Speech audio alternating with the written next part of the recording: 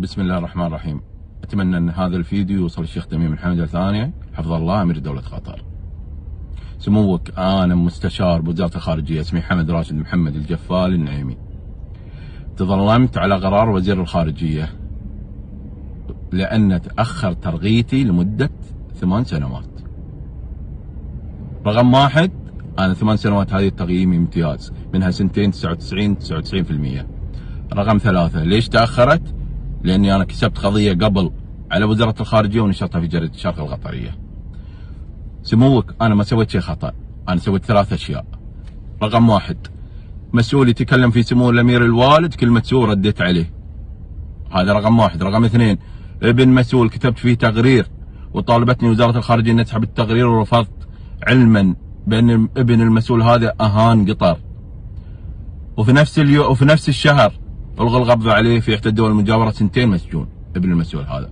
رقم ثلاثة، رفضت اني اوقع شيك في سرقة دولة، والله ما ينحط عليه توقيع هالشيك، ورفضت اني اوقعه لان شيك سرقة اصلا.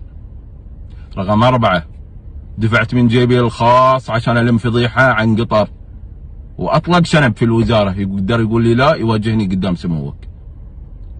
شوف القطري لما يرفض انه يسرق، ويرفض انه يسوي خطأ، ويرفض انه يسمع كلمة سوء في سمو الامير الوالد اللي هو ابوي وابو كل هالقطر. شوف شو اللي يصير له. الان صدر حكم من المحكمة ان الترقية من مستشار الى وزير مفوض بقرار من سموك، هي ما قد صارت.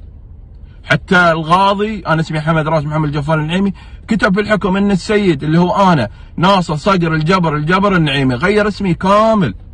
لذلك اتمنى من الله ان الموضوع هذا يحول على لجنة قانونية تابعة لسموك، والموضوع هذا يخرج من ذمة الله ويكون في ذمة سموك الى يوم الدين. انت حاكم عادل وحازم وما ترضى بالغلط. والسلام عليكم ورحمة الله وبركاته.